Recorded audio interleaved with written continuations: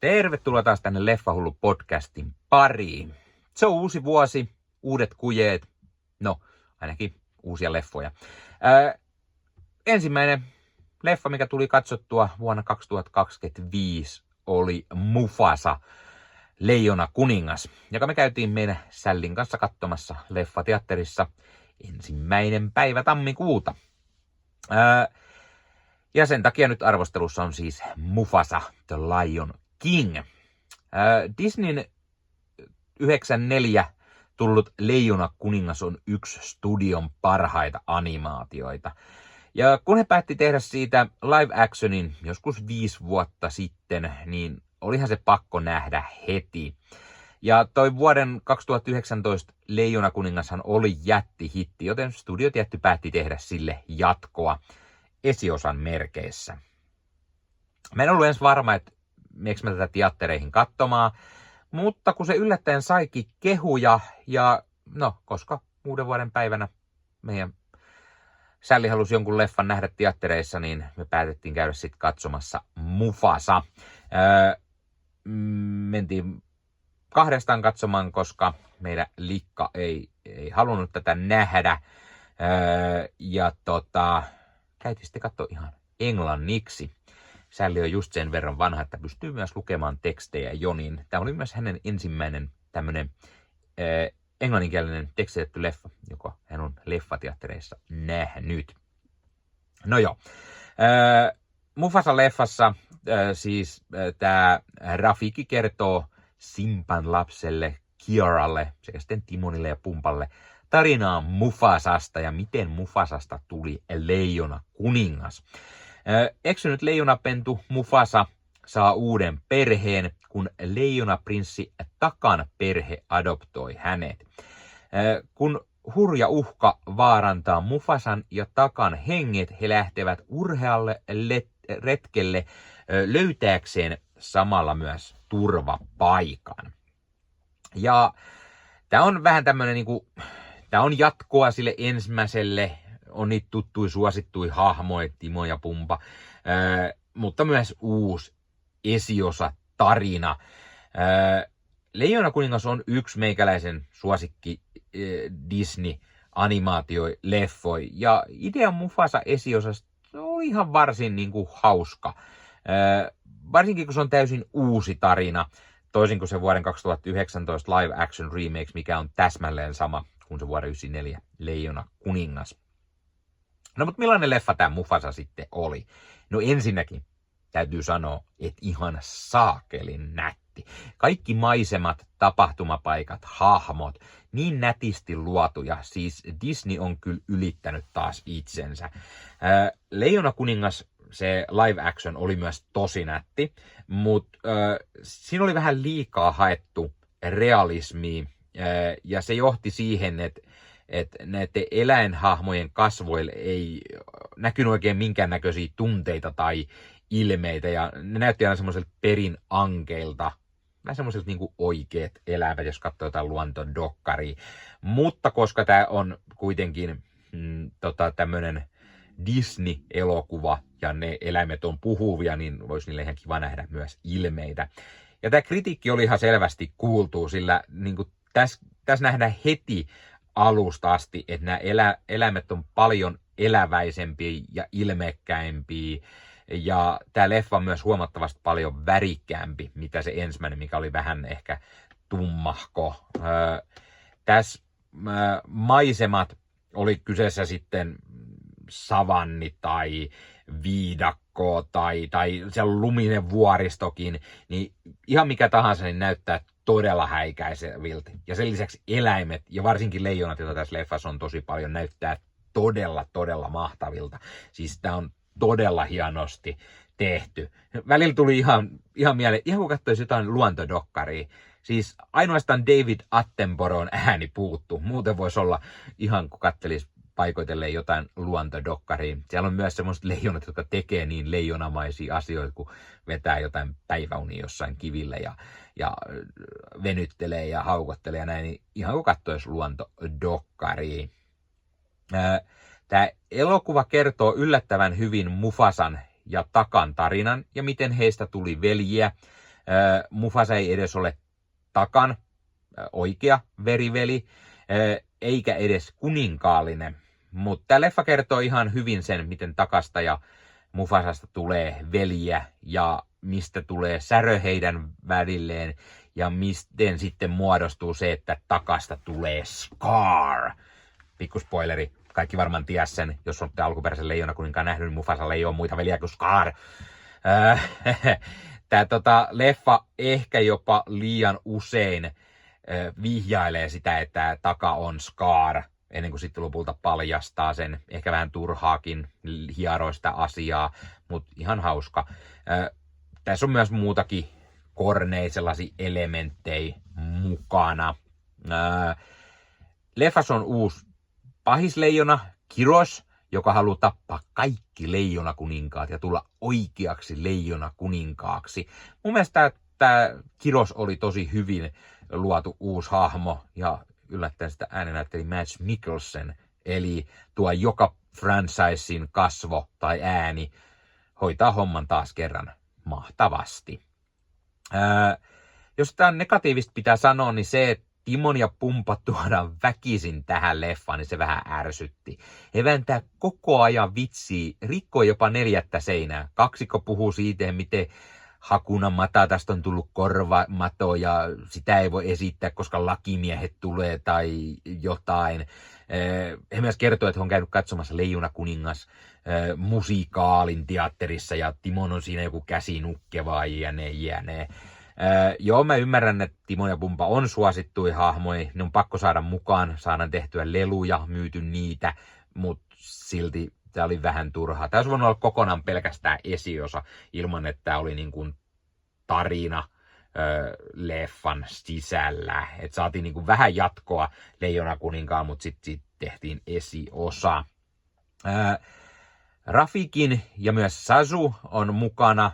Ja sitten miten he tapaa Mufasan ensi kertaa, niin se oli itse asiassa yllättävän hyvin tehty ja hienosti, miten nämä tapaamiset tapahtuu ja miten heistä tulee sitten niinku ystäviä tai avustajia Mufasan kuningaskunnassa, tulevassa sellaisessa.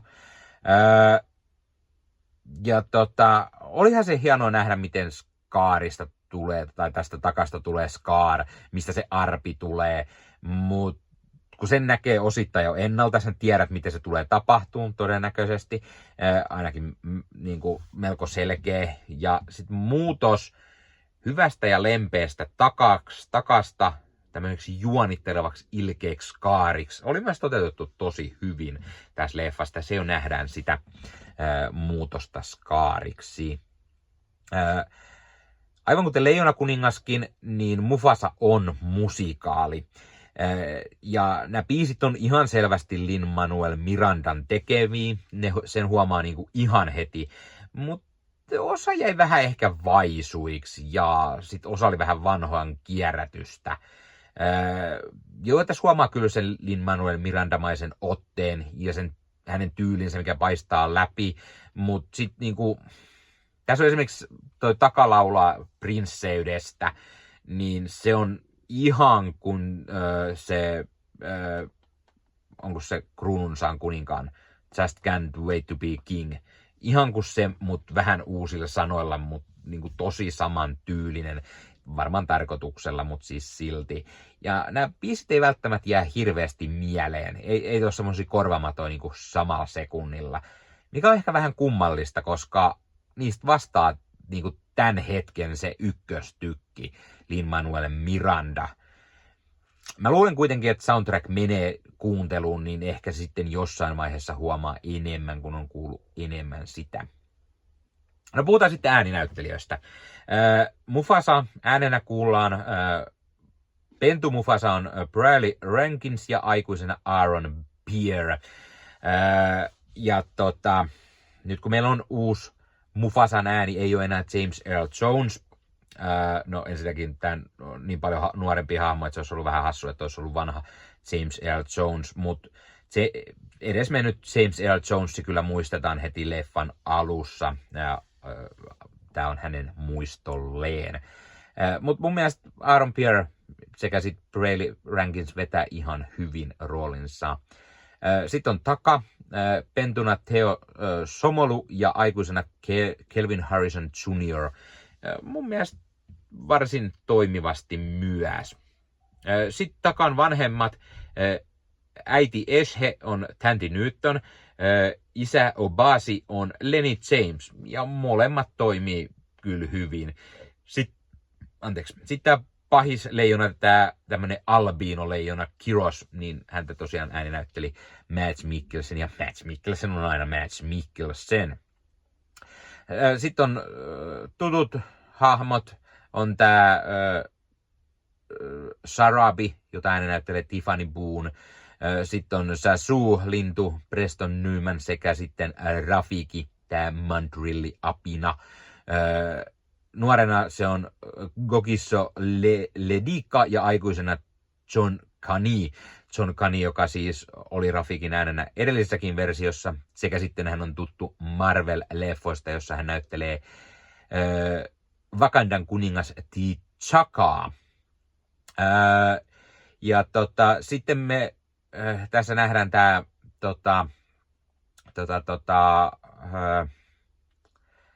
Simban lapsi Kiara, niin hänen äänenään kuullaan Beyoncén tytär, Blue Ivy Carter. No onhan itse asiassa Nala, eli Beyoncé, myös pikkusen mukana leffassa. Timonina kuullaan Billy Eichner ja pumpana Seth Rogenia jälleen kerran. Ja sitten Simba on myös mukana, joka on Donald Glover edelleen. Pienissä rooleissa toki, mikä on ihan hyvä, koska tämä on kuitenkin Mufasan tarina. Kaikki nämä ääninäyttäjät vetää kyllä varsin hyvin roolinsa. Loppukaneettina mä kyllä sanoisin, että tämä ei pärjää mitenkään alkuperäiselle Leijona kuningas animaatioleffalla, mutta ehkä sille remakeille. Tämä saattaa olla parempi versio kuin se, parempi leffana. Kaiken kaikkiaan tämä oli hyvä leffa. Tämä kertoo hyvän uuden tarinan ja tämä on hyvin Disneymäinen, paikoitellen myös surullinen. Aina saattaa hahmojen vanhemmille tapahtua jotain. No joo, arvosanaksi mä antaisin täällä varmaan 8/10. Eli kyllä mä suosittelen ehdottomasti, kannattaa käydä katsomassa. Laita kommentteja, ootko sä nähnyt jo Mufasa-elokuvan? Mitä mieltä sä olit siitä? Tykkäsitkö et? Miksi et? Mitä mieltä sä oot siitä Leijona kuningas live action remakeista? Tykkäsitkö siitä? Tai mitä mieltä oot alkuperäisestä Leijona kuninkaasta? Mitä mieltä sä oot näistä Disneyn uusista live action leffoista? Pitäisikö niitä tehdä vai ei? Mä oon sitä mieltä, että joo ja ei. Mä ymmärrän, miksi niitä tehdään. Kaikki ne ei pärjää alkuperäisille lähes ollenkaan. Pari poikkeusta ehkä on. Mun mielestä ehkä Beauty and the Beast on live action parempi. Osittain ainakin. Ja sitten semmoiset omat tarinat, mä tykkään, niin kuin tää Mufasa esimerkiksi, mä tykkäsin, tai sitten tää mikä tää nyt on, Emma Stonein tähdittämä Cruella, niin kun ne on semmosia omia tarinoita, ei suoraan remake yksi yhteen alkuperäisestä, niin toimii sellatti paremmin. No, tää oli ensimmäinen arvostelu tältä vuodelta, ensimmäinen näkemäni leffa. Todennäköisesti 2-3 päivän päästä tulee sitten seuraavaa jakso, jossa vielä tuorempi elokuva arvostelussa. Ainakin toivon mukaan. Ja hei, jos katsot YouTuben puolelta, niin pistä peukkuu, jos pistä kanavatilauksen, muista kellosta päälle. Näitä aina, koska tulee uusia videoita ja sen lisäksi auttaa kanava kasvamaan. Eli kiitos kaikille, jotka olette kanavan tilanneet. YouTuben puolella siellä on jäsenyydet, superominaisuudet päälle. Sieltä voi jäsenet tulla kanavan jäseniksi ja sieltä saa erikoismainintaa esimerkiksi tohon nimen, kun on kanavan jäsen ja sit saa erinäköisiä hyviä asioita. Näkee ennakkoonkin. Esimerkiksi tämänkin on nähnyt varmasti jo aikaisemmin, jos on kanavan jäsen, tämän videon sieltä ja muita videoita tulee. Esimerkiksi täällä on paljon täällä leffahuoneessa kaiken näköistä mistä on tulossa lähiaikoina varmasti video, niin niitäkin näkee sitten ennakkoon, kun on kanavan jäsen. Joskus tulee jopa pelkästään jäsenille tarkoitettuja videoita. Ja sen lisäksi on kaikki korostettuja vastauksia ja tilaaja tämmöisiä merkkejä ja muuta kaikki. Kyllä te tiedätte YouTube-juttut. 0,99 € kuussa tai 2,99 € kuussa, niillä saa erinäköisiä asioita, kun tilailee tai on kanavan jäsen. Ja niitä supertykkäyksiä, superkommentteja, kaikkea voi laittaa, niin siitä tulee muutamat kymmenet sentit sitten tähänkin suuntaan. Eli kiitos kaikille, jotka olette niitä laittaneet. Ottakaa Leffahullu somekanavat haltuun, Instagrami, TikTokki, Facebook-sivusto, jäne. Meikäläinen tekee Marvel Podcast Suomea, Star Wars Podcastia ja sitten sen lisäksi meikäläinen kuuluu Leffamediaan, jos on yli 30 sisääntuottajia, jotka rakastavat leffoja ja sarjojen katsomista, niiden arvostelemista ja kaikkeen leffoja ja sarjoihin liittyvää. Sieltä löytyy leffa- ja sarja-aiheiset uutiset, huhut, trailerit, sieltä löytyy haastatteluja, kaikennäköistä leffa- ja sarja-aiheista. Ja jos taas haluat ostaa fyysisiä leffoja, niin suomikassu.fi verkkokaupasta voi käydä ostamassa itselleen 4K:ta, DVDtä, Blu-raytä. Siellä kun käyttää koodia Leffahullu, saa 5 € alennusta, kun ostaa yli 60 €. Mikä se mukavampaa? Pikkualennus, ostaa leffat ja sarjaiset fyysinä hyllyyn, koska koskaan ei voi tietää, koska joku suoratoistopalvelu lähtee muokkaamaan leffoja, poistamaan niitä valikoimastaan. Usein kuvan ja äänenlaatu kärsii, koska suoratoistopalvelujen bittivirta ei riitä. Kun leffa on fyysinä hyllyssä, siinä on paras mahdollinen kuvan ja äänenlaatu ja silloin niin kuin tietää, että varmasti saa laatu. Sen lisäksi fyysinen leffoissa on esimerkiksi bonusmateriaaleja elokuvan tekemisestä. Ostat jonkun erikoisjulkaisun, tyylikäs steelbook vaikka tai premium-julkaisu, niin tulee kaikennäköistä lisähärpäkettä myös mukana, magneetteja, julisteita, kirjasta, vihkosta sen leffan tekemisestä, kaikennäköistä muuta mukavaa. Sen takia fyysinen formaatti on aina jees. No niin, tämä oli Leffahullu podcast tällä kertaa. Ei muuta, ensi kertaa. Se on moro.